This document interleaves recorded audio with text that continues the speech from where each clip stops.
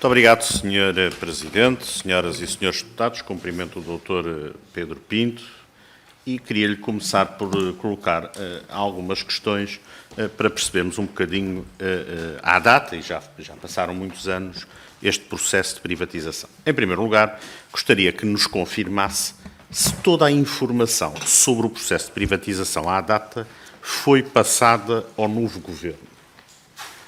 Queria também que nos confirmasse se foi enviada toda a informação deste processo ao Tribunal de Contas e, porventura, se esta informação toda esteve na base da produção do relatório de avaliação deste Tribunal.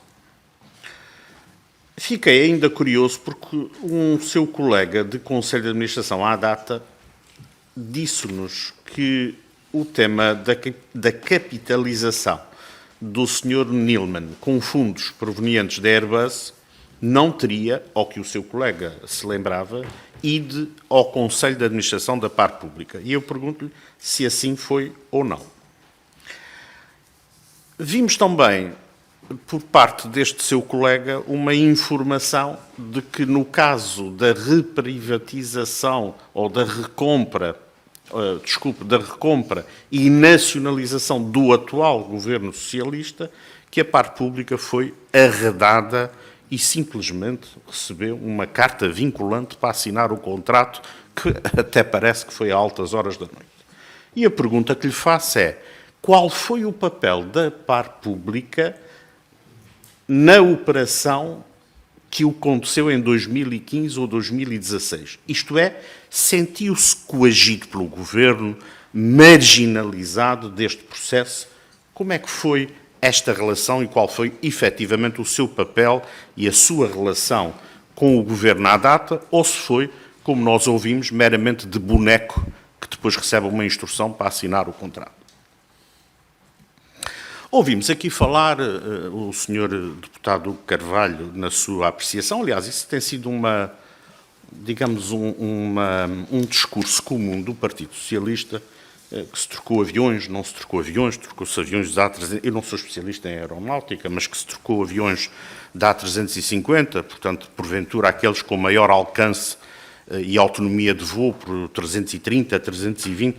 Bem, isto, porventura, também terá sido uma opção estratégica de quem adquiriu a companhia, neste caso o consórcio Atlantic Gateway, e entendeu na estratégia que tinha, porventura, que os seus mercados-alvos estavam todos, maioritariamente, a menos de 12 mil milhas, e, por conseguinte, a frota mais adequada seria a que optou por comprar, e não a primeira, de muito longo alcance, e que, porventura, viesse a concorrer com empresas como a Emirates e outras que estão vocacionadas para estes voos.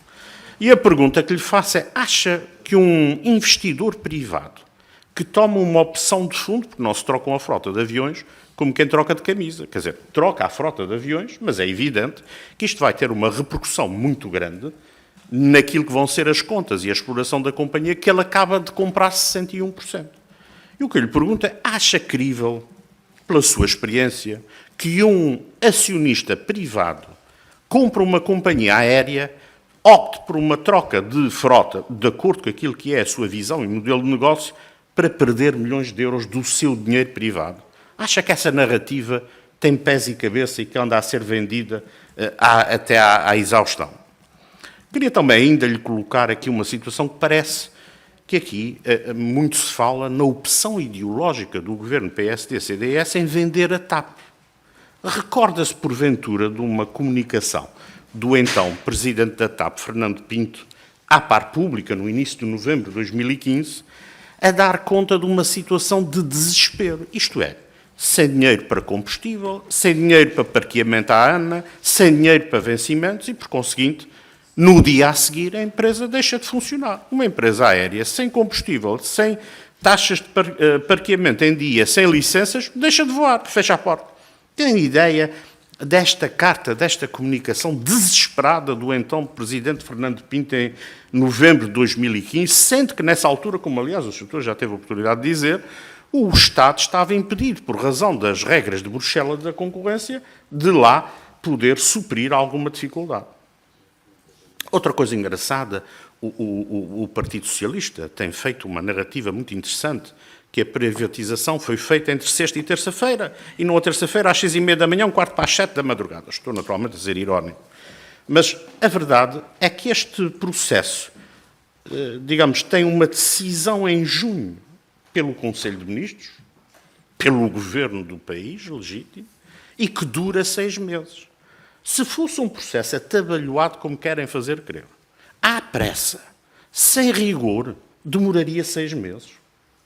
É evidente que me parece que isto aqui é uma tentativa de querer encobrir uma péssima opção de recompra e nacionalização da TAP com uma retórica que não colhe naquilo que são os dados factuais. E pergunto-lhe se confirma ou não que este processo de privatização durou 6 meses, desde a decisão de Conselho de Ministros, que respeita a lei quadro das privatizações, não é feita como se pode pensar a belo prazer de quem a está a executar, cumpre a lei, é avaliada pelo Tribunal de Contas e todas as entidades envolvidas, desonera a parte pública em quase 700 milhões de euros e é, de facto, uma operação que permitiu, no dia a seguir, que a TAP não tivesse fechado as portas. E, portanto, eu peço desculpa pela quantidade de perguntas, mas é mais uma oportunidade para desmontar a narrativa do Partido Socialista para ofuscar a desgraça que foi a